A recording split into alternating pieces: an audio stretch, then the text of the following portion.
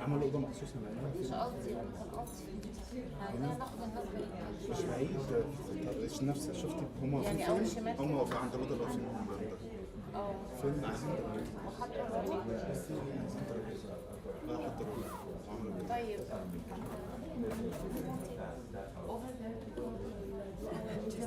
I just took it. I need a small table.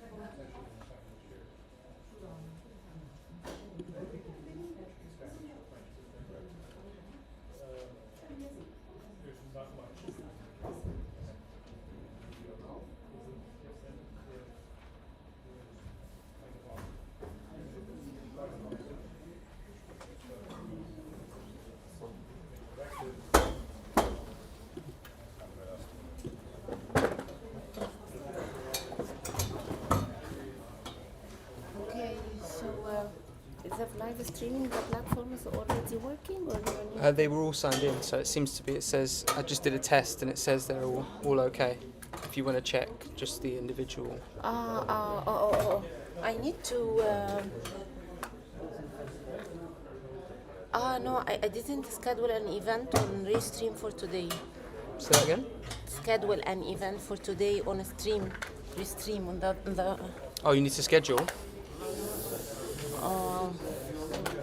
Day 2. You already. I've already done it. Yeah, I just copied yesterday and just changed it. I just thought maybe it's going to be the same. Okay, thank you. Is that okay? Yes, Yeah. yes, Okay, great. so Red, I've given you a little table there. How many chairs do you need? Two. So you need to be in the room doing this. We've given you an interview room. No, Okay, perfect. Right, that'll be fine.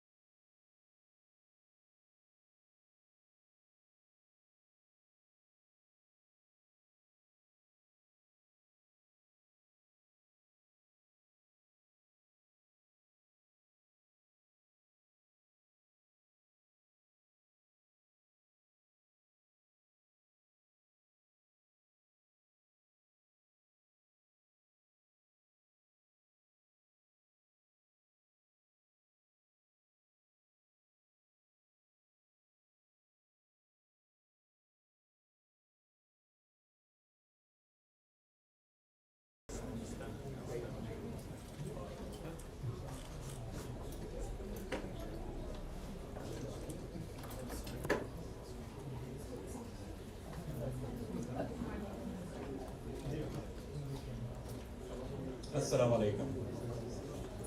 The first Assalamu alaikum never has that power. So Assalamu alaikum and good morning. Pretty good.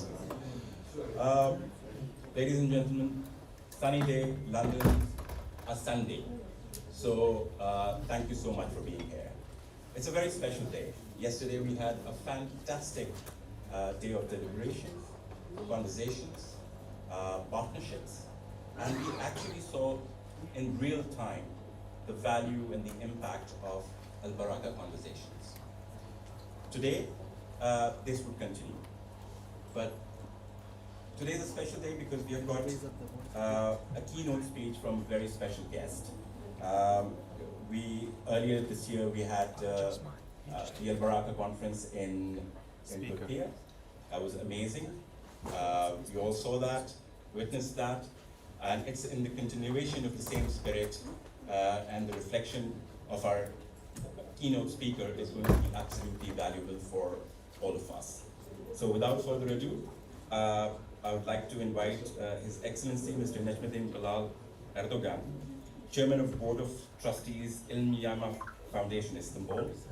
Dr. Necmettin served at the World Bank. He returned to Turkey in 2006 and started his business life. He's one of the 3 equal shareholders of BMG Group, a marine transportation corporation. He's also on the governing board of the Turkish Youth Foundation. So, Mr. Bilal, the floor is yours. Looking forward to your reflections.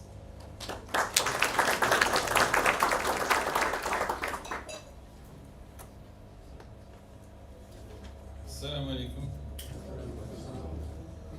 Actually, most of my business interests are now in food, so you're welcome to some of our restaurants around Istanbul and abroad.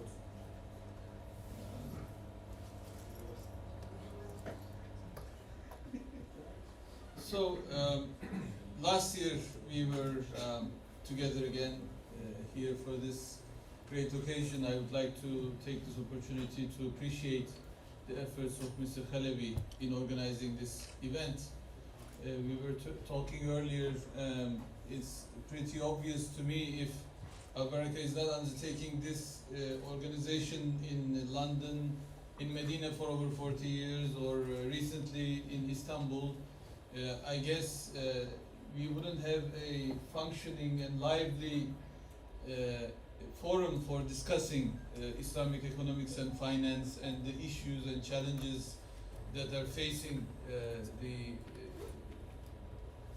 parties to this ecosystem. And so it is really opportune moment to remember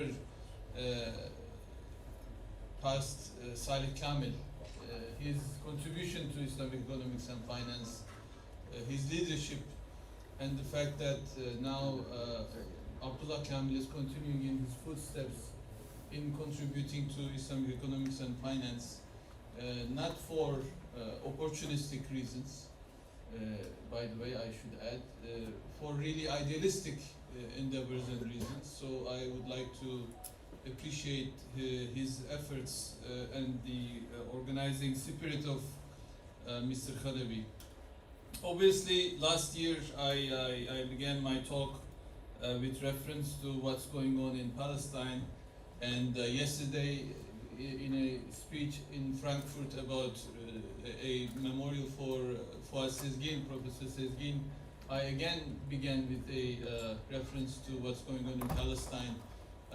This is just a note to keep reminding ourselves, keep talking about it, keep making it an issue in our discussions and conversations. It is authorized now as a genocide. It is expanding as a genocide. More than 50,000 people has been killed, including more than half of which kids and women and elderly, and the reckless behavior on the part of the aggressor, and the fact that there is no accountability to be spoken of from the Western or international institutions, the double standards of the Western world, and I think the biggest this is sort of a watershed moment for the international system, whereby nobody is going to be able to talk of a moral authority anymore in international affairs on any action. That is why maybe this genocide will end somewhere, but we don't know how soon the next genocide will unfold. We don't know how soon the next war will unfold. So I sort of condemn what's going on. I condemn the supporters of this genocide as well. And I hope there will be reparations, not only for the aggressor, but also the supporters of this aggression. Gaza has to be rebuilt by the Western civilization, and it should be named as a reparation for the crime that they have committed. So, with that intro, I would like to talk about how Islamic finance tools should incorporate a mechanism that always helps, in the way of corporate social responsibility, that helps charitable endeavors, educational endeavors that will feed back into the work of Islamic economics and finance. Really, the Waqf tradition of the Muslim civilization is a tremendous success and a great example for today's world as well. We know in the American Senate Hall you see the bust of Kanuni, the Suleiman the Magnificent. We call him the lawgiver.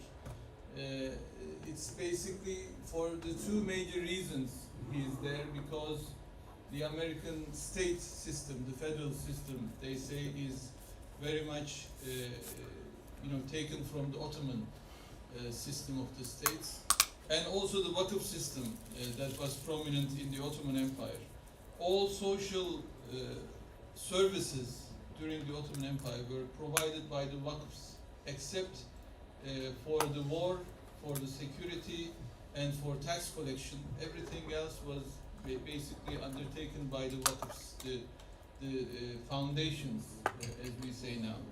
And the way they function is basically the endowment model that is very prominent in America and in the Western civilization, whereby you endow a certain fund or a property for a certain goal, for a certain, it could be charitable for the poor, it could be for salaries for those who are pursuing scientific scholarly work, and you create something that is continuous.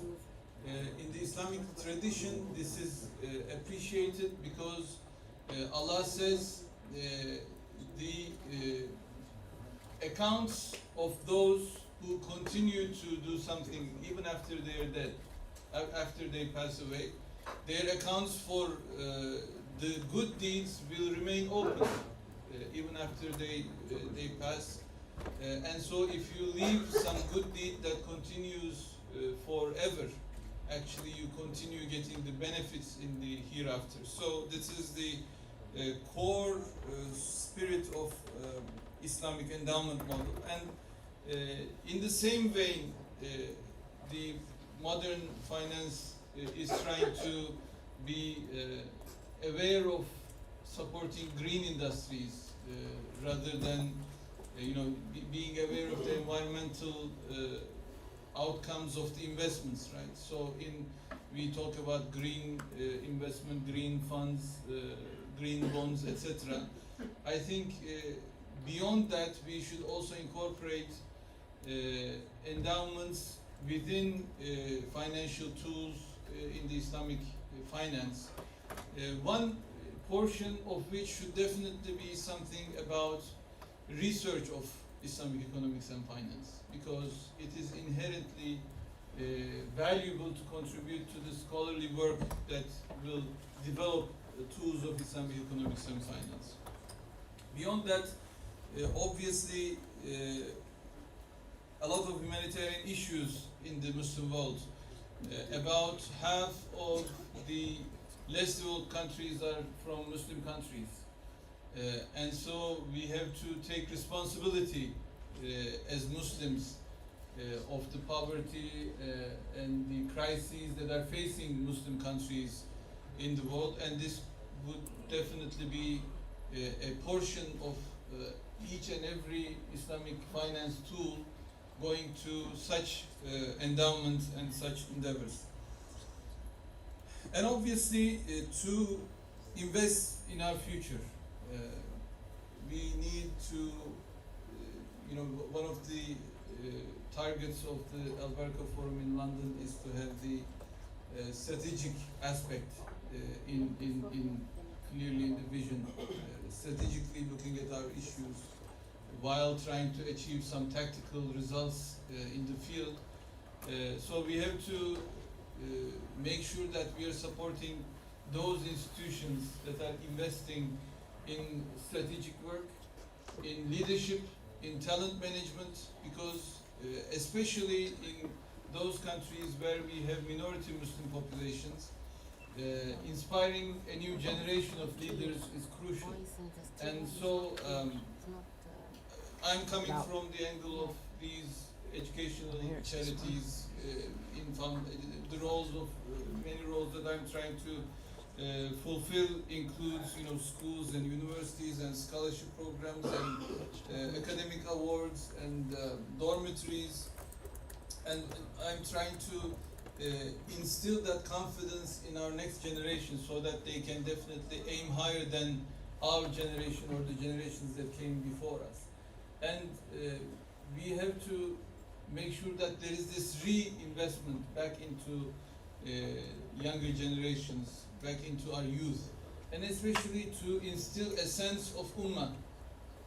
How is it done? We have tried some projects in Istanbul, in Turkey, bringing together high school kids from different Muslim countries for summer schools.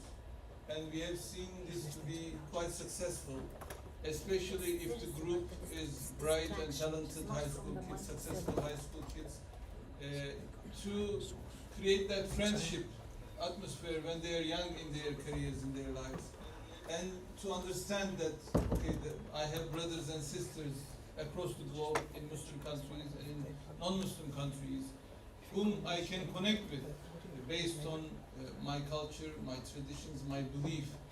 And I think that's very important richness that we somehow sometimes are not aware of. I think we should definitely try to make that into action.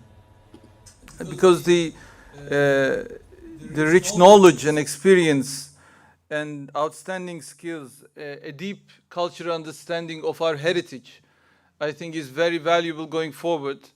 We talk about Gaza now, we talk about Palestine, we talk about genocide, but we also have to talk about, Lebanon as well, but we also have to talk about capitalism itself. So I'm asking myself, as a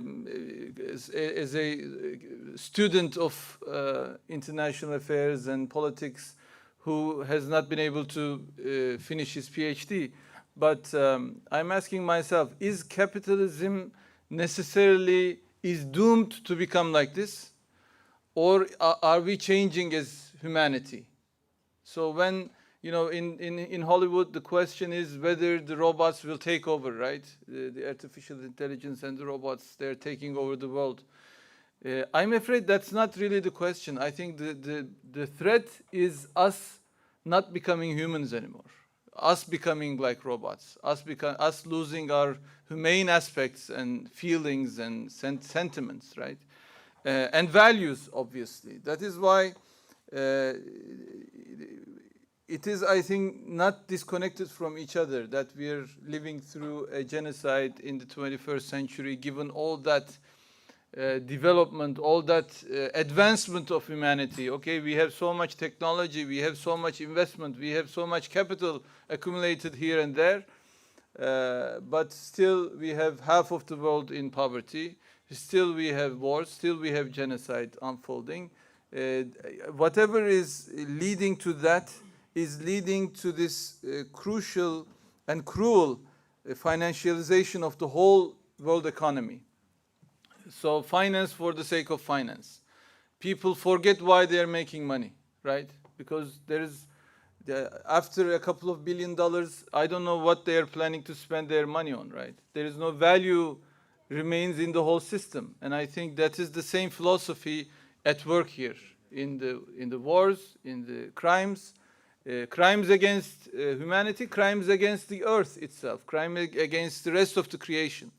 That is why the financial system is, I think, suffering from the same problems of becoming disconnected from the real economy, disconnected from human welfare, and disconnected from the well-being of countries to fight against poverty. So for that, I think we definitely need to invest a portion of Islamic finance tools back into our generations with a focus necessarily on minority Muslim populations and to harvest leaders, talented leadership generations from there. And I hope these gatherings will sort of, I'm just talking about these things, and I don't necessarily feel that you will feel obligated to do these things, but I hope we can create an alternative paradigm going forward, because the world definitely needs it. We are not headed in a very inspiring direction as humanity.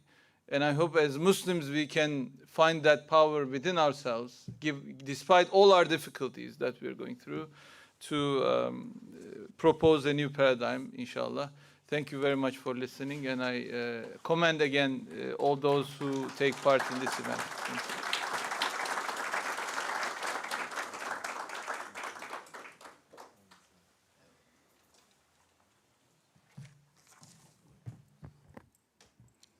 Thank you so much, Mr. Bilal.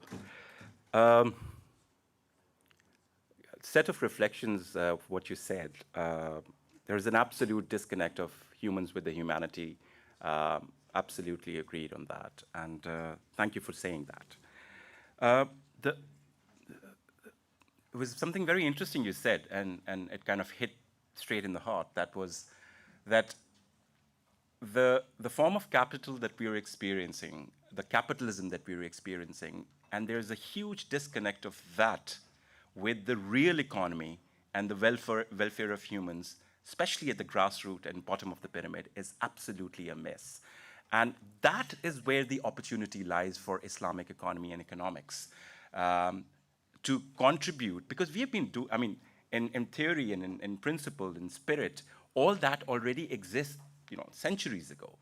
How we can create and become innovative in creating those financial structures, whether there are green funds, there are climate funds, there are sukuks, new financial instruments that actually bridge that gap of that disconnect.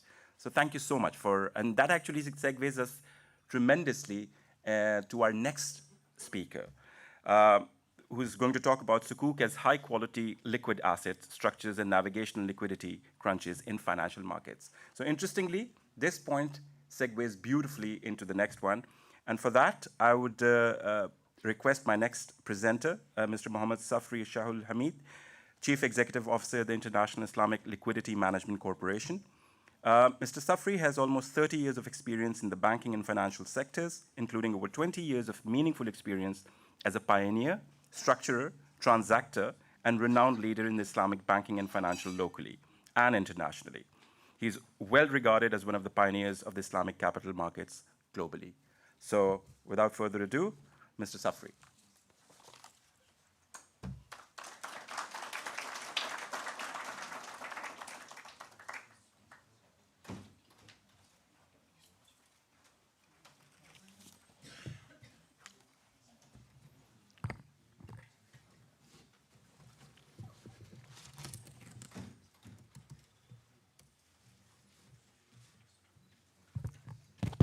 Assalamu alaikum wa rahmatullahi wa barakatuh. Bismillah ar-Rahman ar-Rahim. Alhamdulillah. Delighted to be here today. But before I commence my session, it's going to be a 2-hour session, so I'm going to be trying my best to make sure that everybody's awake on a Sunday morning in London. But before we proceed, let me just take a moment to honor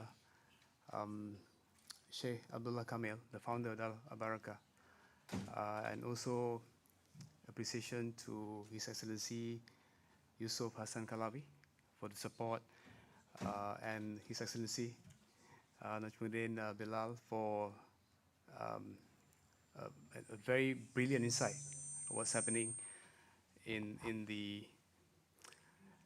the world that is supposed to be filled with sustainability, and the world that is supposed to be filled with all these talks about ESG, and the world that is supposed to be filled with the discussions about making it a lot more greener, and the world that is supposed to be filled with the talks about, especially coming from the developed markets, about making sure that the world is filled with companies which are socially responsible. And so when one talks about that, and at the same time, every second we hear about the killings in Gaza, the killings in Lebanon, and I find that there's a disconnect. So with that, so I'm moving away from that topic, right, into something a lot more related to what I'm doing. So I've been doing this for the last 20-odd years. So thank you so much for the kind introduction. I'm not that old, by the way. I mean, 30 years is it's a bit too long for me to be doing banking. But delighted to be here once again. I have a lot to cover. Let me start with, this is where I control the slides, right? This is the one? Okay. The green one, okay. Everything is green these days, right? Is it good? Let's see. There you go. I wanted to ask a question about what is sukuk, but so I bit this thing to it, right? Any takers on okay, so this is the one, right? Okay. So any volunteers on what is sukuk? Sukuk has been the buzzword, right? I mean, obviously, His Excellency mentioned about sukuk as well, and I was lucky enough to be involved in both the Hazin sukuk when I was in a bank in Malaysia back in 2014 and 2015 rather, for Hazin. So anyone? Any takers? Just to get everybody warm up, right? About sukuk, because sukuk has been the sexiest product in Islamic finance. I mean, in the Sharia compliant manner. So, yes? Liquid assets for the future, so it's like an investment into a portfolio of businesses. That's good. That's a good attempt. Perhaps I should ask someone else. Thank you, sister, for that. It is an Islamic bond. Perfect. It is an Islamic bond indeed. So sukuk, plural for sak. So sak means certificates. So sukuk are certificates that basically denote ownership in certain Sharia compliant assets which are income generating. So these assets can be physical assets, such as this building, but not this hotel though, because this hotel is certainly not Sharia compliant. Though I have done Islamic REITs on non-Sharia compliant hotels before, but the assets have to be Sharia compliant, and the assets can be physical assets, it can be non-physical assets, such as rights to certain income-generating assets, and the assets can be business ventures, and the assets can be shares even, but those shares have to be Sharia-compliant shares. And more than 99% of the sukuk that are issued in the world since 1990, the first sukuk was issued in 1990 by a company called Shell. There's a company called Shell. Everyone knows of Shell, right? And so this particular company, which is a subsidiary of an oil giant called Shell, issued a small sukuk in Malaysia. So that was in 1990. And 34 years later, 34 years later rather, we have seen, right, a lot of sukuk issued in the market, right? But more than 99% of the sukuk issued in the market are asset-based sukuk, as opposed to them being asset-backed sukuk. Yes, someone's awake. So this discussion about asset-based versus asset-backed, right? It's not a discussion between Arsenal versus Liverpool today, right? Right, and so that discussion is relevant for sukuk, right, compared to it being relevant to a bond, because when one talks about sukuk, it has to be asset related. Yet sukuk are 99% asset based. They're not asset backed. They're not ABS. They're not RMBS, right? They're not CBOs. They're not CDOs, right?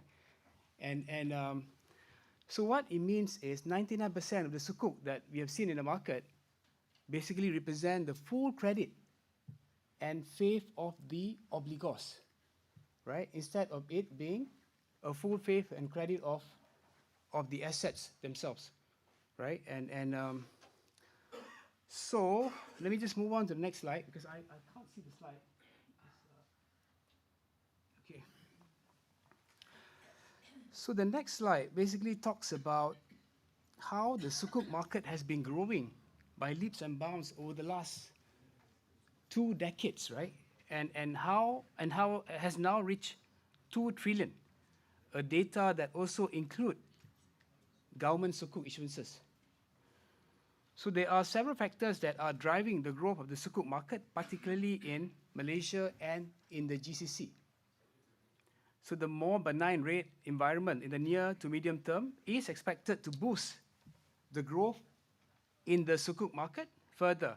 But despite all that, it is not all good news, right? If you look at the chart, right, on the right-hand side of the slide, if you can refer to that chart, right, sukuk market only accounts for about, how many percent?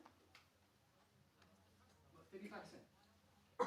So 30 to 35% of the total fixed income market issued in key Islamic finance markets. And that excludes the UK, for example, right? So we are talking about Malaysia, plus Indonesia, plus the GCC, right? And yet, it's only about 35%. So this is where the problem is. Going back to our sister's response, right, to what sukuk is, right? So this is where the problem is. Despite the fact that we have 25% of the world's population are Muslims, yet only about 30-35% of the total fixed income issued in the key Islamic finance markets are Islamic bonds, as you call it. So, what are the challenges, right? So what are the challenges in Islamic liquidity management, or sukuk market as a whole? Right? You can see the articles from Fitch, you can see the articles from Islamic Finance News, and so on and so forth, right? It's a glaring issue where Islamic liquidity management is concerned. And so I spoke about this limited number of sukuk that are out there. So just take the UK sukuk market as an example. So I worked on the UK government sukuk, right, in 2014 and in 2019. Sorry, 2021, the second sukuk. By the way, do you know how the UK sukuk works? Has everyone seen the prospectus for the UK government sukuk? You want me to explain about the sukuk? Sure. Can I just take that?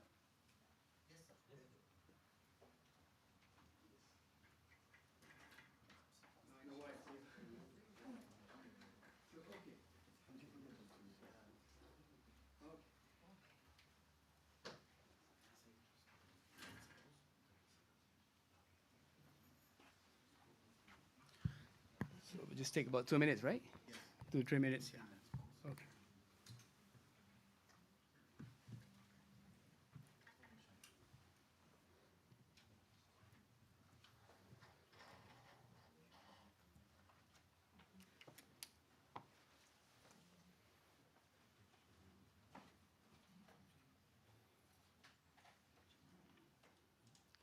Thank you, bro. Thank you so much.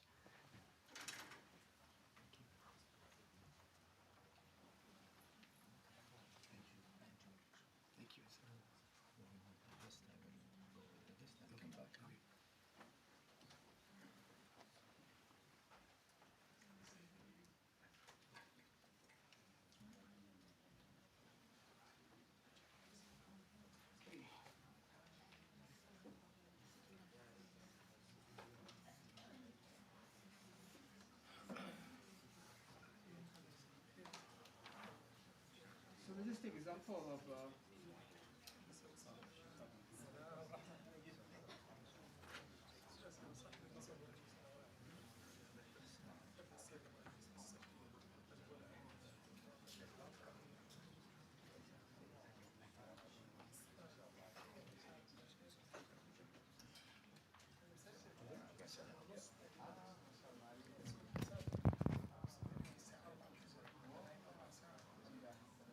so I mentioned about the asset-based sukuk, right?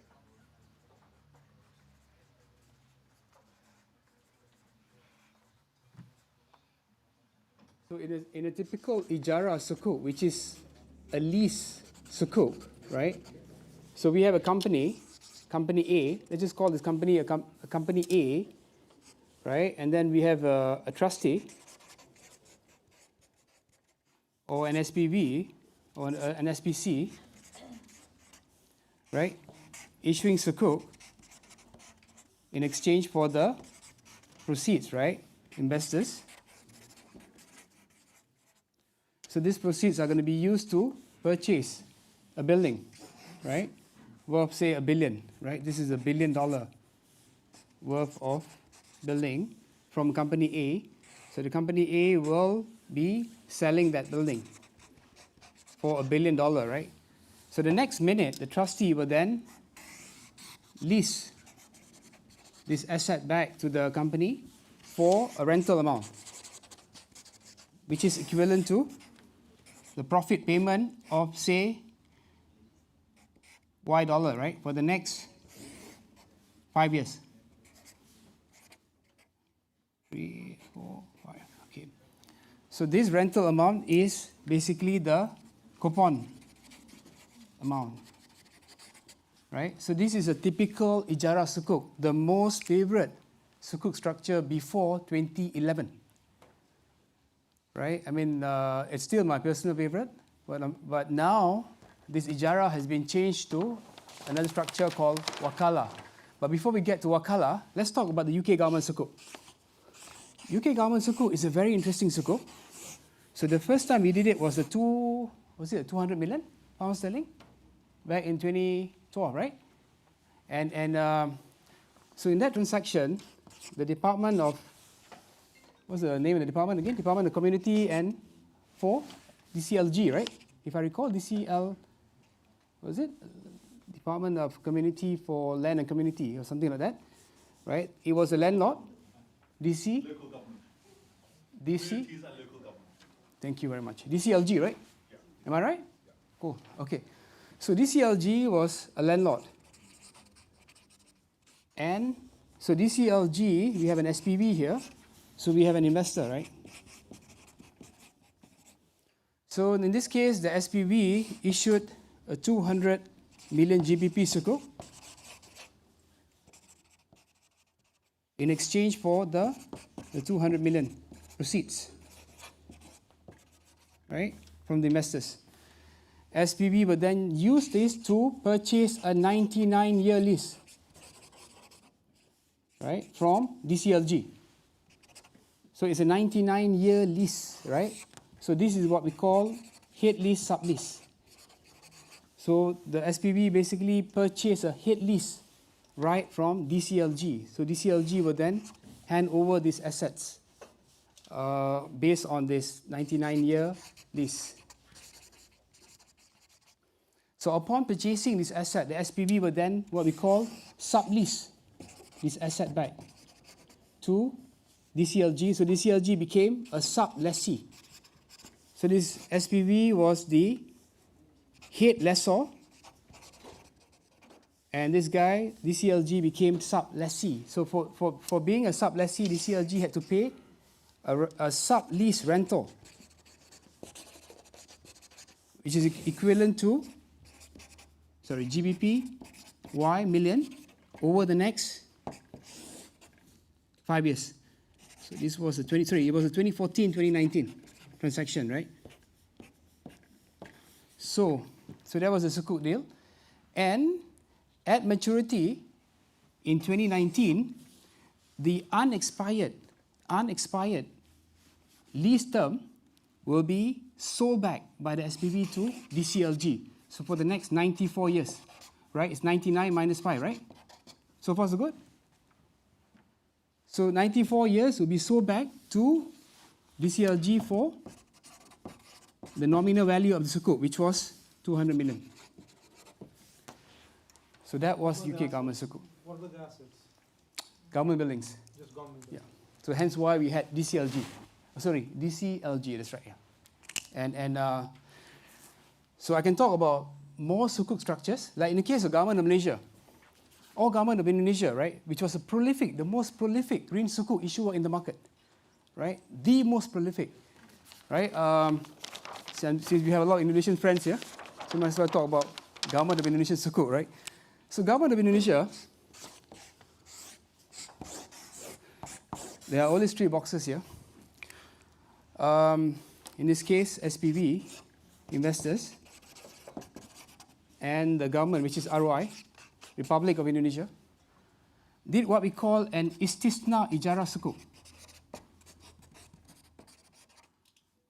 right, where the SPV again issued, say, sukuk for $1 billion, right, and this money is then passed on to the Republic of Indonesia, MOF, Ministry of Finance, $1 billion, right, and so how different is this structure compared to the previous 2 structures is that ROI, Republic of Indonesia, did a green sukuk, which was probably one of the most interesting sukuk structures that we've seen ever, where a portion of this was for lease assets sold to the SPV. This is the same lease assets that we saw in the case of UK government, except that this was not a 99-year lease.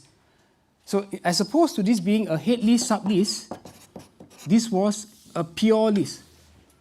So government of Indonesia basically sold assets, and 510 million is for ijara assets. The remaining 490 was used for what we call construction assets. These are green construction assets across Indonesia. I think we heard from the previous speaker yesterday, right? A speaker mentioned about some of the projects that benefited from this green sukuk that was issued by the government of Indonesia. For example, railway tracks, a renewable solar power, right, in Indonesia, for example. So these were the real projects that the government of Indonesia used, right, for its green sukuk, which was the most prolific green sukuk issuer in the market. Any questions on the sukuk structures? Yes, sir.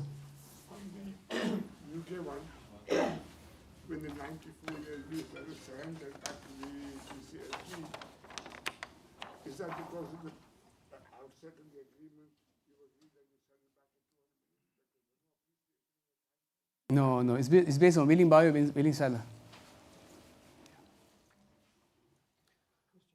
Yes, sir. Why is it always 5 years? Why can't it be longer? Yeah. I mean, in the case of government in Indonesia, they've done a 30-year sukuk. So I've just taken a 5-year term as an example. So we've done 20 years, 30 years. We've done perpetual sukuk as well, without any maturities. So this has been done globally, not only in Malaysia or Indonesia or in the GCC. And the reason why the sukuk market has been thriving is because, just go back to the previous slide, if I could. Can I go back to the previous slide?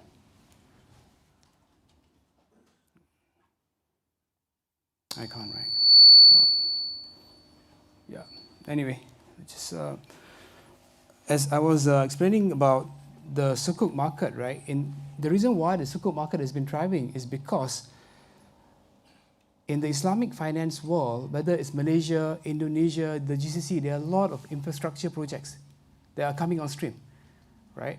If you've been to Malaysia, for example, anyone has been to Malaysia? Yes. Apart from the Malaysians? Right?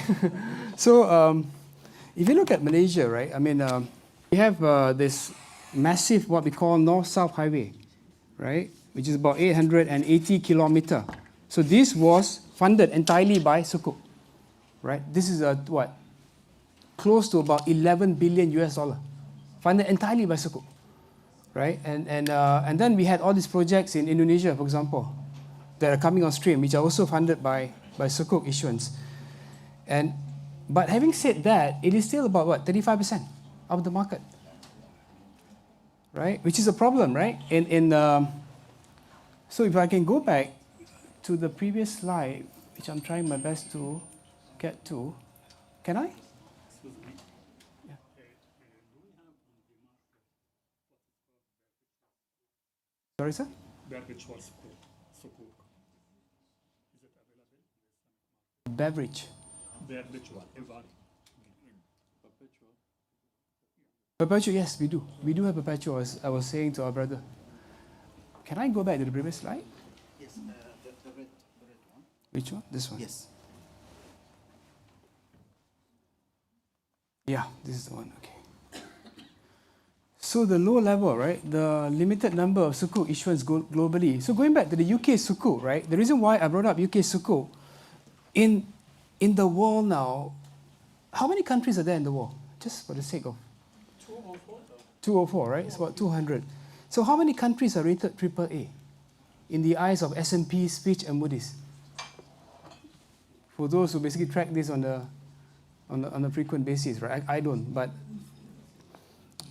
probably what, 10, 15? UK is AA, right? UK is AA, and so how many countries are rated AA within that AA band? AA minus, AA flat, and AA plus. Right? UK is one, and then we have a few more. And the last, my last count was 14. And how many countries of that 14, right, AA rated sovereigns or credits are in the Islamic finance world?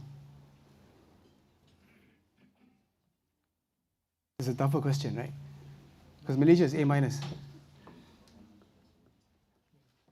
So there's only what, Qatar and Abu Dhabi. Qatar and Abu Dhabi. And is Abu Dhabi a country? It's an emirate. Yes, it's only Qatar, right? So if I were an investor, right, in the UK government Sukuk, and I invested, say, 50 million, if I were to dispose my Sukuk today, right, what would be my alternatives in the AA rated band in the Islamic finance world, assuming I'm an Islamic investor? Qatar doesn't issue Sukuk that frequently, right? UAE government doesn't issue Sukuk that frequently. So I only have the Singapore government, which is a AAA credit. I have the Estonian government, I have the Czech Republic government, I have the Belgium government. But do these governments issue Sukuk? Have you seen the Belgian government issuing Sukuk? Or the Hungarian government, or the Danish government, or the Swedish government? These are all the AAA rated governments, right? They don't. So buy and hold. So investors, the Sukuk, in the Sukuk market, investors tend to buy the Sukuk, right? From the day they buy the Sukuk until the Sukuk matures. That's the problem, because there are no other alternatives in the Sukuk space. Compared to the conventional bond space, where people are so pampered, right? Right, in the conventional space, people are so pampered with options, right? And so that's the problem, right? So I didn't get it. So why can't it be sold?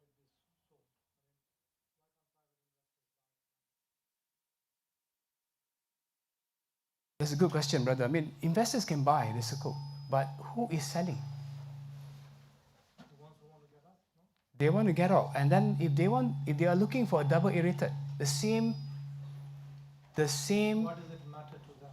They just need the money to get out, right? If they are looking at getting out, right? But to most of these guys, to some of these guys, sometimes they want to be able to get out from a AA into another AA, right? They do not want to be getting out from a AA to, say, a AAA or a single A, right? They do that as well, but the options are limited. The point is the options are a lot more limited in Islamic finance, in the Sukuk space, compared to the more matured conventional space. So yeah, this is where we come to IILM, right, where we have all these LCR requirements and the high quality liquid asset requirements. But before I go to the more technical side, Are there any questions? I want to make sure that everybody is able to Why would there be corporate issued sukuk in the Muslim countries? I mean, I understand the AAA and AA rating for countries. Good question, brother. I mean,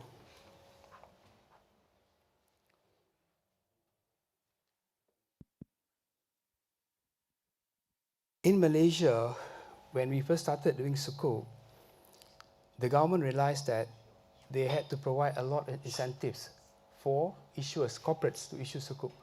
So they were throwing in incentives after incentives. But before we got to the incentives, they have to make sure that we achieve that level playing field. Hence, the legal framework, for example, was addressed, right? It was they came up with that guidelines on the sukuk issuance. The tax impact was also addressed for sukuk. For example, right, just going back to the structure that I was just describing earlier. In the normal world, right, when you sell an asset, when you sell a building, right, you'll be subjected to, right? So there's just one leg of it, right? There's just one leg of it. What about the rental that you got to pay? So there are a lot of tax related.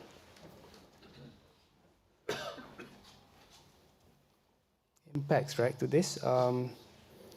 So what the UK government did was, which was very good, right? They make sure that there is no tax liabilities, right? If you were to do sukuk in the UK, for example, similar to what we've been doing in Malaysia, similar to what the GCC markets. Obviously, GCC markets are tax-free, right? Sovereigns, right, or jurisdictions, so they have no issue with this. And so this is the problem, right? That we've been facing, especially in the Islamic finance war. So more so in the non-Islamic finance war, especially trying to do sukuk. I mean, imagine trying to do sukuk in Denmark, for example, or in Sweden, when we have all these Arabic structures, right? Whether it's ijara or wakala or istisna or mudaraba or musharaka, right? And with all the tax implications or potential tax implications, right? By throwing in all these structures, right?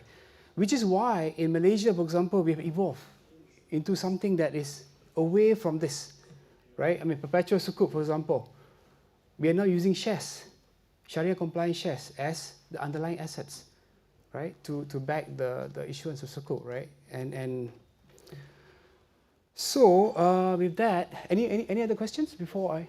Yes.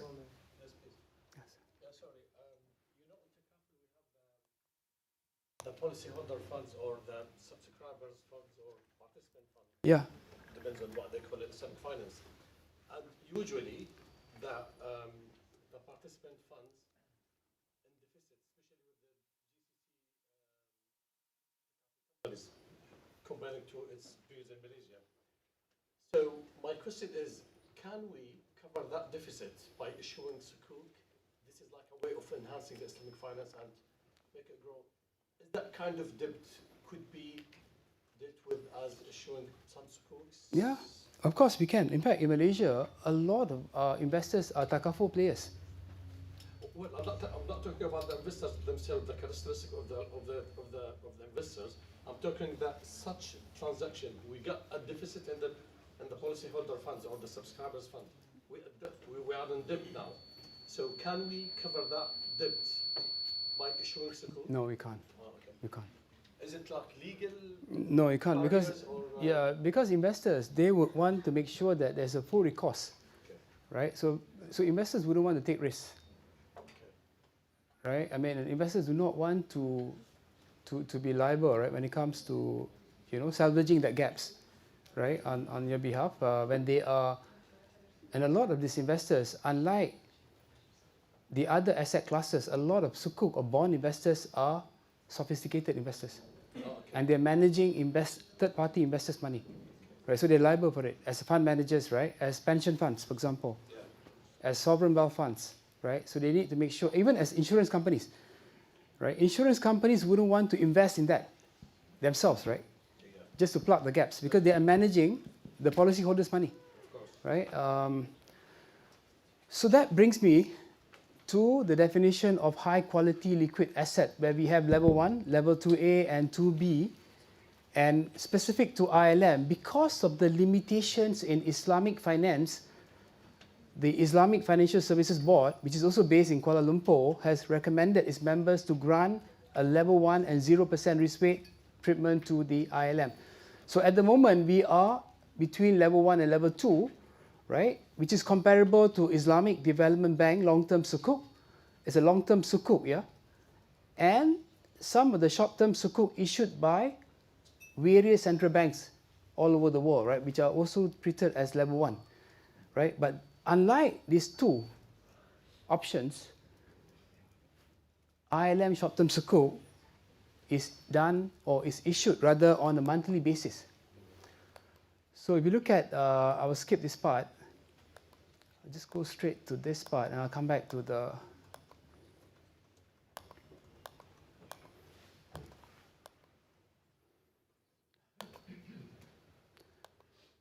we do our sukuk on a monthly basis, right?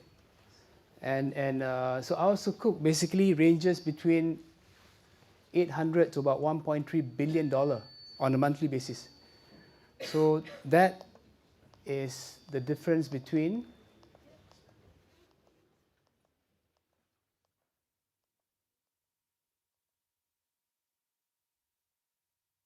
our sukuk and some of the sukuk that you can see from Islamic Development Bank and central bank sukuk. So, what were there before ILM, pre-ILM, right? So for the Islamic banks, when it comes to managing their liquidities, right, they had this long-term sukuk issued by, for example, IDB, commodity murabaha placement, where they were placing money with the other banks or with the central banks for small returns or 0% returns, and they are subjected to counterparty credit risk, as well as the fact that some of these structures are not fully compliant in the eyes of Sharia, and some of them just keeping cash for 0% return. So, I mean, just going back to this, right? How do you make sure that Islamic banks can remain competitive compared to the conventional banks when they are, when it comes to managing their liquidities, they are restricted, right? Their options are limited compared to the conventional banks. So, yeah, so ILM, we are owned by 8 central banks and ICD, and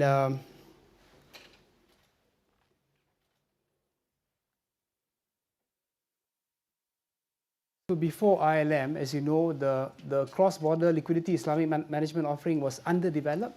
And now, because we run what we call an asset-backed commercial paper issuance program, up to 1 year tenor, so we issue sukuk on a monthly basis. So our sukuk are rated A1, F1, probably the only ones in the world, rated A1, F1, done on a monthly basis. And we are backed by high-quality underlying asset pool. So how does ILM do its thing, right? When it comes to, if you look at the structure of ILM, at both ends of the spectrums, we have sukuk issuances, right? At the short-term issuance, what ILM does, ILM will issue sukuk to the investors on a monthly basis, and the proceeds from the short-term sukuk is being used by ILM to fund what we call asset obligors for a period of up to 15 years. And so that's how we run the entire program on a monthly basis, and we've been doing this since 2013. So our operations, so these are the requirements. Our program size is 4 billion at the moment, outstanding, out of 6 billion. So we issue sukuk from 1 month to 12 months tenors. So we have 11 primary dealers at the moment. Our sukuk are issued at par. So when it comes to long-term asset criteria, right, one of the most, rather the most important criterion is our asset obligors have to be that of sovereigns or GREs, government-related entities, as well as supra, rated A-flat by both S&P and Fitch, right? So that, if you were to extrapolate that A-flat on a long-term basis, it will come to A1, F1 on a short-term basis, right? And so from the Sharia side, our tangibility ratio now stood at 76%. So we've been doing this, we've done about 112 billion since day one, since August 2013 up to last month. And in terms of the, wow, okay, so this is not coming out. So our PDs are all over the world. We do have 11 PDs at the moment. We will be welcoming our 12th PD next week, inshallah, from Oman. The first PD from Oman. And so our intention is to be able to open up our sukuk to as many Islamic banks, right? Like for example now, KFH is the second largest Islamic bank in the world. FAB is the largest banking group in UAE. Dohan is one of the strongest banks in Qatar. Maybank and CIMB are basically top two banks in Malaysia. Stanchart, obviously, we know Stanchart. And AlBaraka is one of the most prolific Islamic banks in Turkey. So Bubian is a subsidiary of MBK, which is a flagship bank in Kuwait, and so on and so forth. So yeah, premier outlet, that's a very interesting choice of words for ILM. So if we look at ILM Sukuk, right, and we have actually weathered through the thick and thin of, when it comes to, there's just so many crises that have happened, right, in the last, 10 years. But in our case, if you look at from February 16, we have so many rate cuts by Feds, for example, and we had pandemic, right, in 2020, 22, 21. And despite that, our BTC, our coverage ratio has been hovering comfortably at about two times, about 200%. So just going back to these PDs. So what does a PD do?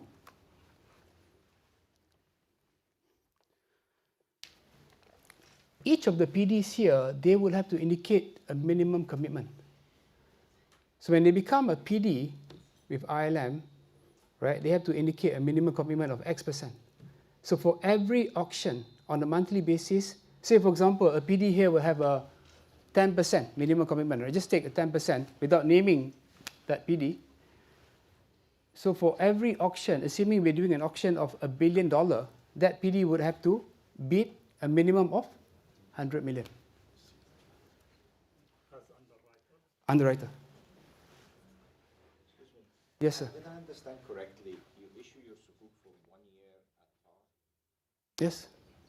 I mean, that's not going to encourage much investment. I mean, traders are not going to, return is the return you yield, whatever you get. So our sukuk is done on a floating rate basis, sir. Right? So we do 1 month, 3 months, 6 months, 9 months, and up to 1 year. So 1 year is done on a case-to-case basis for ILM. So there's always an ability for us to make spreads. So just going back to your question, right? So I'm sharing some trade secrets now. So I have to. So for example, right, on the short-term basis, right, ILM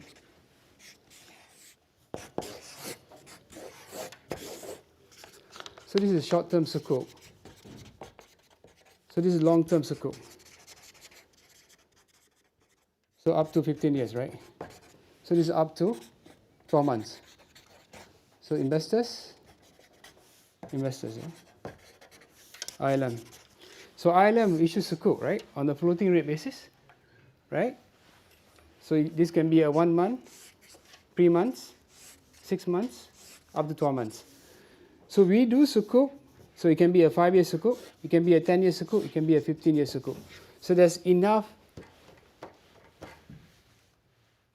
spread between our funding, right, and this, right? Because in this case, right, the investors here will, this case the obligor. So the obligor issues sukuk to ILM, right? ILM will then pass the money from this, right? So we will issue a 5-year sukuk backed by our short-term sukuk. So obviously there is a difference in terms of pricing, even for 1 year, right? Compared to our longer-term sukuk, where ILM is the single Sukuk holder or investor. So just to reaffirm that point, we look at the BTC, which is a problem for Islamic finance. It is a good problem for ILM, but there's a glaring problem for Islamic finance. That means that Islamic banks are flush with liquidities.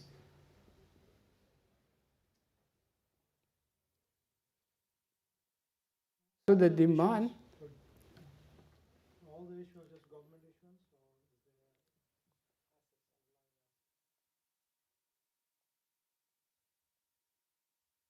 Yeah. Sovereigns, GREs. So I cannot even onboard corporates, though the corporates are rated AA, for example, even AAA. But they are corporates, I cannot even onboard them. Why not? I can't because of the supra status of ILM. So we need to make sure that, of course, but we're not looking at yield. We're not looking at yield or the rating. We are looking at the supra status and the fact that our papers are level 1, 2A, right? In terms of the HQLA treatment. So we look at the definition of HQLA just now, right?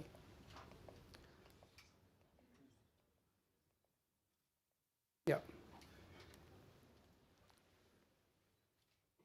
Zero haircut for MDBs.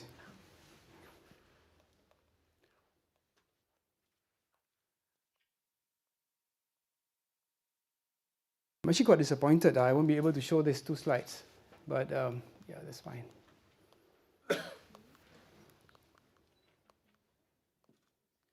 So even during crisis, at the height of the pandemic in 2020, if you look at the issued amount versus the order book,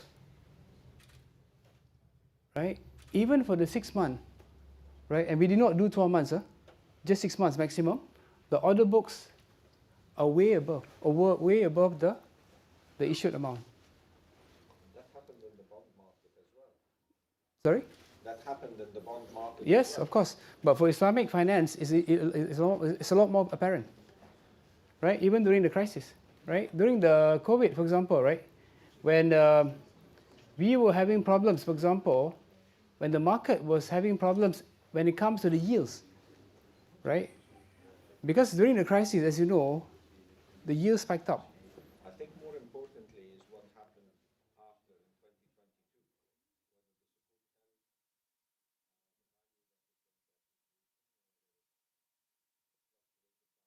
2022. Yeah. Did when interest rates went up. And that's more interesting. So in 2022, for example, right, if you look at the secondary trading for our papers, right, it started basically increasing from 2022, from July 2022 up to now. So 23 was our best year. 2024, which is a problem now for Islamic finance, where the demand exceeds supply. So if you look at the demand for 2024 year to date, our secondary trades now, it's at 1.93 billion versus, so it's down 12% versus 2.2, right, for the same period last year. So that shows that investors are now buying it and they're just keeping it.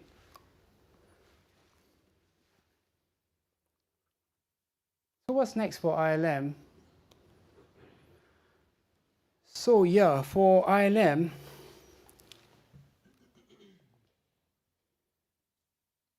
before that, any more questions?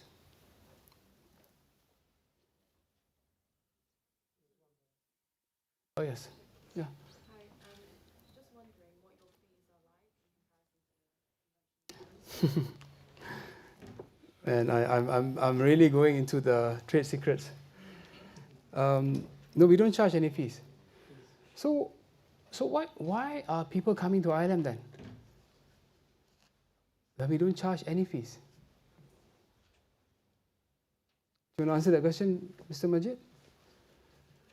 What is the one thing that excites a financial controller or treasurer or CAO or company or British Telecom, for example? Nothing at all. Sorry? Nothing at all. What is the most important criterion for anyone looking at tapping the sukuk or the bond market? No, for the issuer, not for the investor, for the pricing, right? The profit, right? The pricing, right? It's the pricing. Right? Pricing is the most important criterion. Of course, for the likes of Republic of Indonesia, Government of Malaysia, UK government has got its own agenda, right? For doing sukuk on a couple of locations, right? As some of you may know, right? Because UK wants to become a global center in Islamic finance, right? Yet, I remember when we were discussing with HMT, the criteria was very clear. You have to make sure that the pricing is as good as the pricing for the conventional bonds, if not cheaper. It has to be cheaper. It should not be the same. So the phenomenon that we saw in Malaysia, right? If you were to do a sukuk versus you doing a conventional bonds in Malaysia, or even in the global space now, the pricing for the sukuk will be cheaper because of the wider investor base, right? We are fully mindful of that, right? And that's something that we have seen, the phenomenon that we've seen for the last about 10 years now. And what So, about the investor? Investors looking for higher. yes, they are, but they are also looking at secondary trading, sir. So if you were to invest in sukuk, for example, the ability of you churning out, right, it's a lot higher than you buying into a conventional bonds because of the much bigger investor base. Something that we saw in the case of an issuer that issue sukuk and bonds at the same time. The demand for the sukuk will be what? 4, 5, 6, 7 times versus the demand for the bonds, which will be what? 2, 3, 4 times. There's a lot bigger investor base for sukuk versus bonds, right? And same thing, right? I mean, I like to use an analogy where you go to a cafe that has got that halal signage, clear halal signage, right? And you will see both Muslims and non-Muslims having their meals together, versus you going to a cafe that has got no halal signage, right? You only see the non-Muslims, right, having their meals, right? So so for sukuk, because of the Sharia certification that was given to you by the Sharia boards, right? You will see a lot of the Islamic accounts coming in because of the clear explicit mandates that were given to them. So back to the question, right? For ILM, for the likes of all these prolific issuers, they can go to the public market and issue sukuk on their own, right? But for ILM, because we are the sole investor, and we can do $1 billion within 2 months, there is no need for the issuer to do a roadshow. There's no need for the issuer to do a listing. There's no need for the issuer to do a filing, right? There's no need for them to do any of that. They can just come to ILM, right? We will tell them that if you like the credit, for example, right, if they are rated A and above, for example, if they have that government ownership in them, for example, and then we will look at the credit, we will assess the credit, and then we will just onboard them, right, for up to 15 years. So now comes the pricing. So how do you price a deal for example, UK government, right? So when we look at the UK government, there is a sukuk for UK government which is maturing in, I think, 2026, right? The second sukuk that they did 3 years ago, I think it was a 500 million, right? Was it 500 million pound sterling? So I can't recall now. It was a 500 million Ijarah sukuk, right? Was it? Yes. 500, right? So when we look at the secondary curve, right, on the Bloomberg for the UK government sukuk, right? For example, if they are trading at a certain level, we will be pricing them to be able to entice them to come to ILM at X minus Y bips or percent. So there is a discount for them to come to ILM. So that is enough an incentive, right, for anyone to come to ILM because pricing will be cheaper.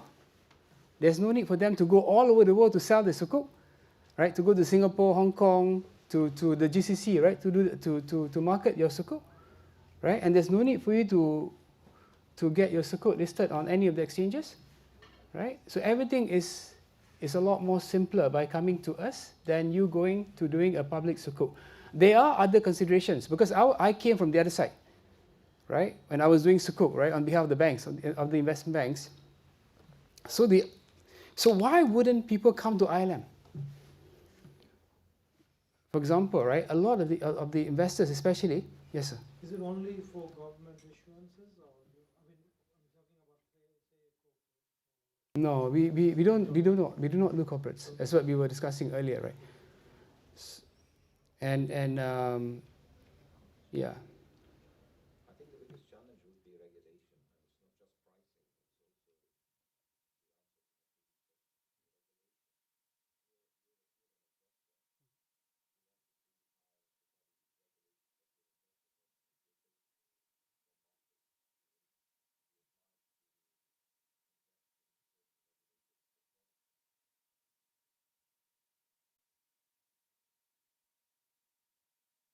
But having said that, if you look at, let's just take, I mean, UK government may not be the right example.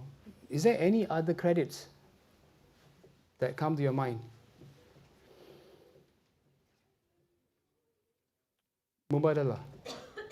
This is actually a fresh from the oven, right? Mubadala just did a sukuk recently. Everyone knows Mubadala, right? Mubadala is a sovereign wealth fund of Abu Dhabi. Right? They did a sukuk recently, a wakala sukuk based on shares. Right? So Mubadala is a perfect candidate for ILM. For the reasons that we discussed earlier, right? It's a sovereign link entity. It's owned by Abu Dhabi, for example. So it fits the bill, 101%. So Mubadala has got two options, right? If they need to raise some money, for whatever reason, whether OPEX, CAPEX, they want to refinance their existing borrowings, right? They then look at public sukuk, public bonds, right? They can do both sukuk and bonds. Or if they're looking at a private sukuk, they can come to ILM. And of the three, I can confirm today that our pricing will be the cheapest compared to public sukuk or public bond issuances. Yes, sir. First of all, excellent presentation. I think you have covered quite a few areas quite comprehensively. Got involved in Islamic finance, I think almost 37 years ago.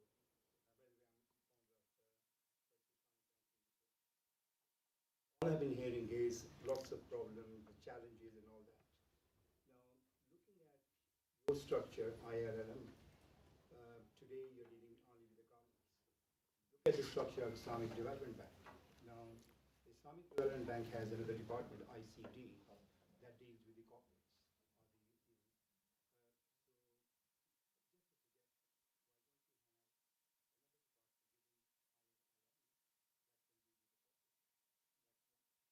I think when we come out and present all that to the general public,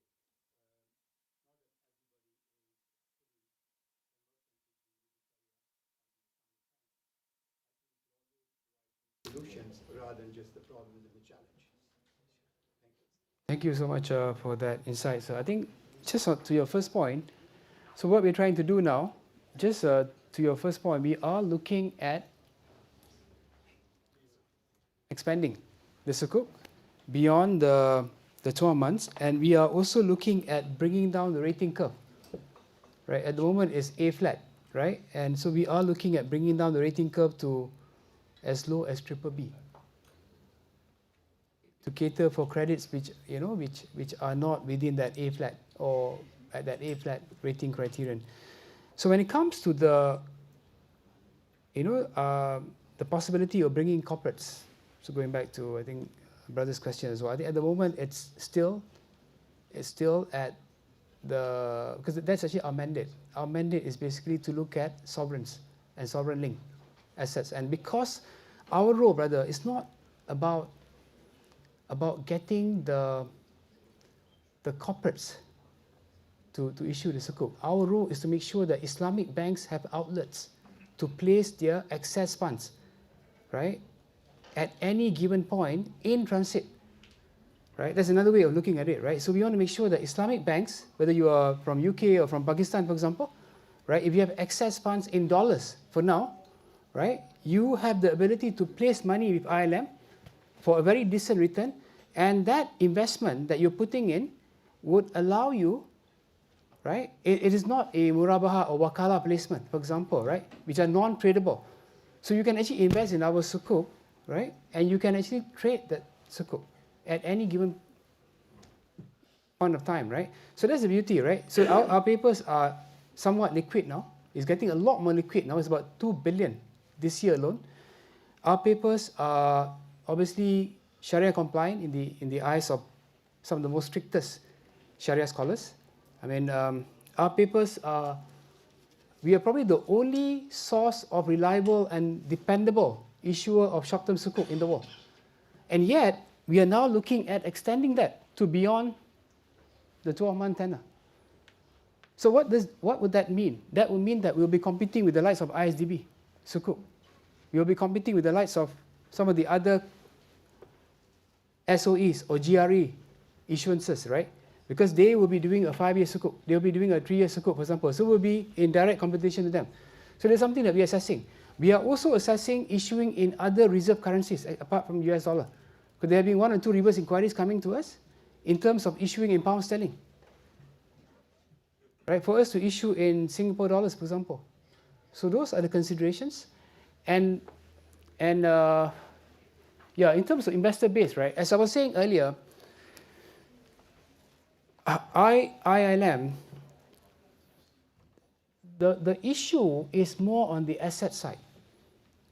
Because at the moment, demand clearly exceeds supply. Right, we do 1 billion today, we do 1.5 billion today, our book will be oversubscribed by multiple times.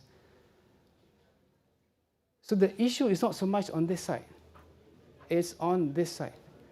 Right, so the challenge is for us to be able to increase the assets, right, which is what we're doing now. We've been ramping up on the asset side, and we are now, to be honest, ILM has been changed as a quasi-treasury house, as a quasi-investment bank. So we are working hand in hand with our PDs now and our friendly investment banks. And so that efforts are bearing fruits. We just onboarded our asset 490 million from Abu Dhabi, 27 August. So we are onboarding another 600 million before the year ends.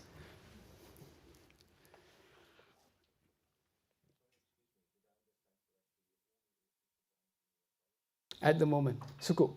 That's a measure of putting. And also, new funds, new sustainable fund with short, medium, and like you have 3 to 5 years as well, which you sublease into. You don't produce a fund which is made up of the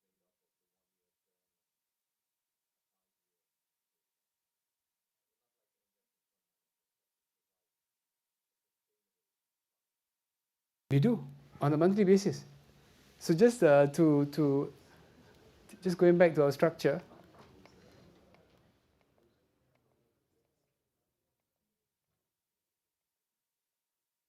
Yeah. So we do this on a monthly basis, right? And our average issuance size is about $1 billion a month, right? And that $1 billion is spread over that 1 month, 3 month, 6 month, 12 month buckets, right? And which is a much bigger problem for Islamic banks now, because they need to be able to find an avenue for them to invest on a short-term basis. In fact, now we are getting an inquiry for us to be doing an overnight. There's been 1 or 2 inquiries for ILM to look at doing overnight. The issue with that, brother, is if you were to do overnight, so every day I have to find investors to subscribe to my sukuk. Right? At the moment, right, I will do 1 month. I know that if I do 1 month, I roll over after on a monthly basis, even a $300, $400, $500 million, my book will be oversubscribed. But if I do a $250 million on an overnight basis, right, what is the assurance that my 250 million will be rolled over the next day in dollar, right? So if I were to extend that to pound sterling, right, with the likes of UK banks, for example, what is the assurance that I'll be able to get constant interest from UK-based Islamic banks, for example, right, for GBP,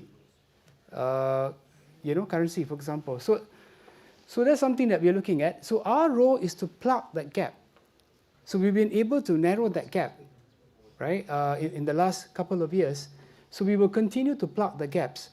But as the Islamic banks get a lot bigger, a lot stronger, right, across the globe, right, So we are seeing this phenomenon where demand will continue to outpace supply. So we need to work harder. So how do we work harder, right? So just going back to my last slide.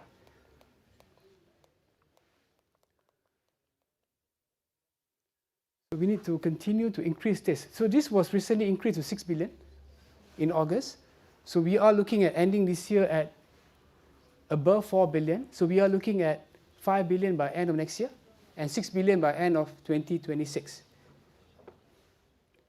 So I guess I've come to my last slide, yeah. Are there any questions? I got that right. Any questions, any more questions? Yeah, yes sir.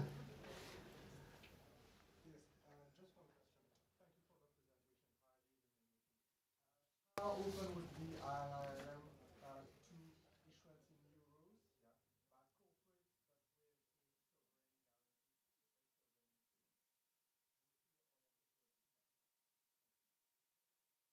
Yeah, I think we've actually received one or two leads from the banks. At the moment, the board is very strict that the obligor has to be government linked, right? So we've received one or two leads, so we have to turn them down for now. Yes, sir.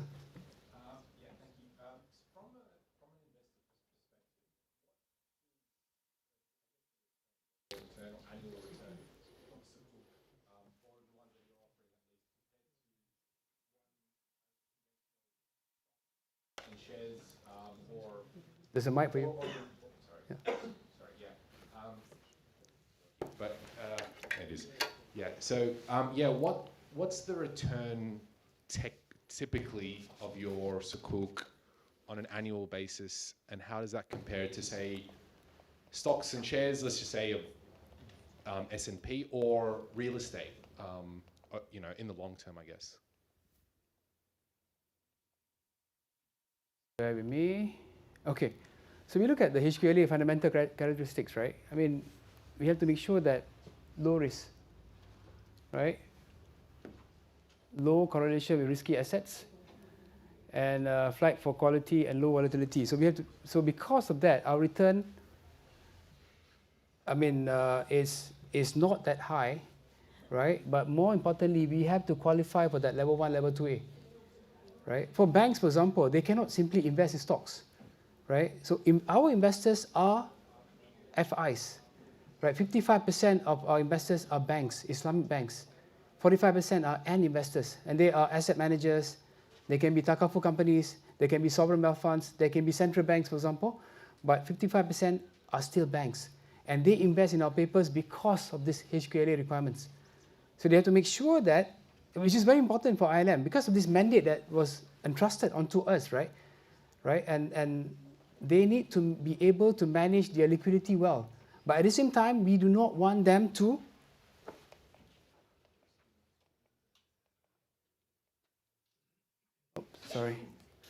we do not want them to not being able to optimize their excess liquidities, right? By not earning anything on the excess liquidities, right? Because of the LCR requirements, right? That came into stream in 2019, right?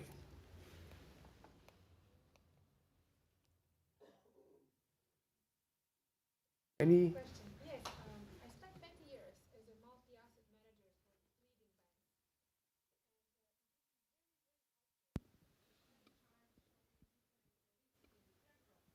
Different maturities. And also it's interesting that new column showing that risk-weighted treatment.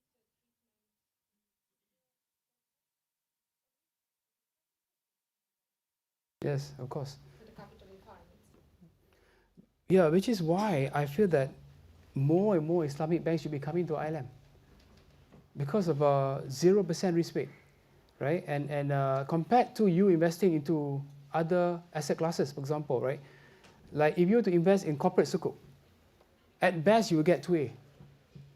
And for 2A, your haircut will be up to 25%, for example. In our case, it's 0% risk weight. So the benefit is actually for the banks to be able to invest in ILM's paper and still receive decent returns and still be able to trade on the papers, right? And so that's the benefit of you coming to ILM. So in terms of comparing ourselves to the other so-called peers, right? I can't find any apple for apple comparison. Maybe apple for pear comparison. And the pair comparisons would be ISDB, Islamic Development Bank. But IDB does not issue short-term sukuk. So the other, I would say, semi-direct competitors would be the short-term sukuk issued by central banks. But the short-term sukuk issued by central banks, for example, Malaysian government, when they issue sukuk, they are A minus, and we are A flat credit, right? So obviously our pricing will be slightly more tighter, right, as you know, compared to the Malaysian government sukuk. Right? And Malaysian government sukuk is issued to local PDs, local dealers, for example, right? And in our case, our dealers are all over the world. And volatility will be quite low now because of infrequent trading.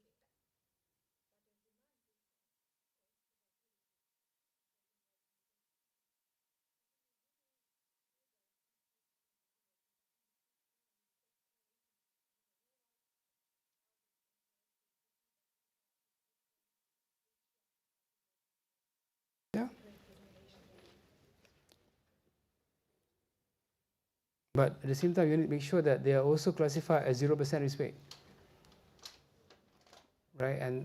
And because of that, as what I was saying earlier, there are not that many apple for apple comparisons. Right? I can compare to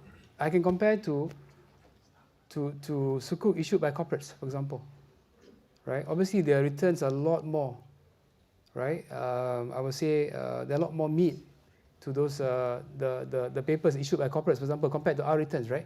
But because of the haircut, and investors, especially banks, when they invest in our papers, they will invest mainly for the purposes of adhering to the HQLA requirements, for them to be able to adhere to the LCR requirements, essentially.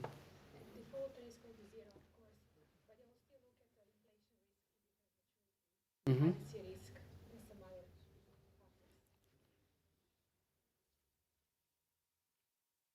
Which is why US dollar is the most plausible currency at the moment for a lot of these banks, right? So that's why we are discussing, we are exploring other currencies as well, right? But US dollar seems to be the most lucrative, the most, I would say, the most popular at this stage. And this applies to banks that have natural requirements for US dollar, where there's no currency risk altogether, right? They're just managing that US dollar as excess funds for them. Any last question before we adjourn?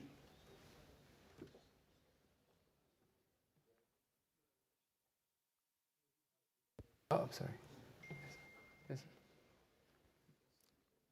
If I understand it right, you issue sukuks to AA central banks.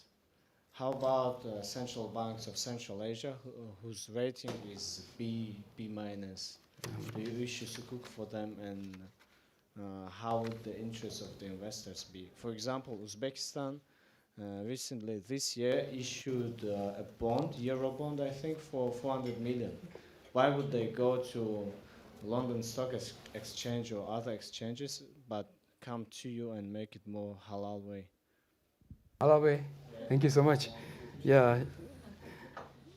Yeah, I guess for Uzbekistan, right, it's an Islamic country, right? And I think for all Islamic country, the obvious option, the obvious choice would be for you to do Islamic finance, for you to be doing sukuk, right? In fact, Islamic finance has to be the default proposition, right? And when one talks about this dual banking phenomenon, right, by right, and just going back to what I believe our keynote speaker was saying yesterday, and also our speaker from Bosnia-Herzegovina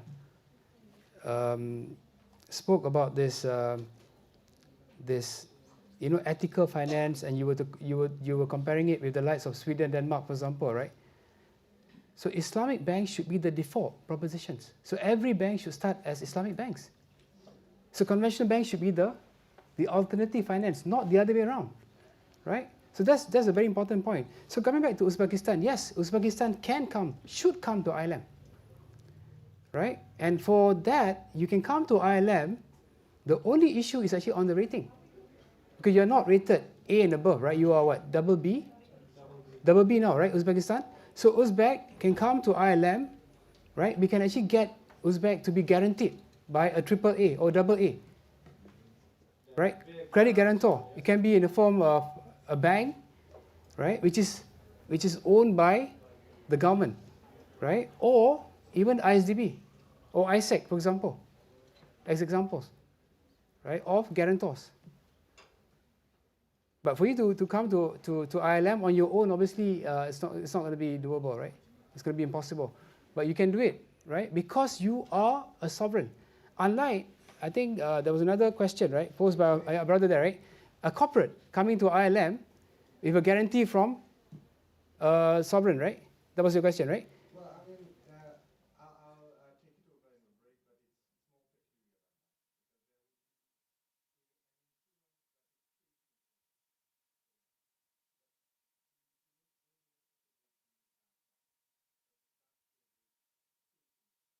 peculiar. As a guarantor.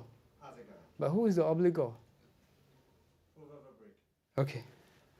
Thank you so much. Looking forward to that. So yeah, so thank you so much for all the questions. Thank you so much for listening. Hope you've enjoyed the sessions. Any other questions, any other structures that you want to know? Right, because we can actually go very detailed into this on the structure side, because this is something that is very close to our hearts, right, as Islamic finance practitioners. And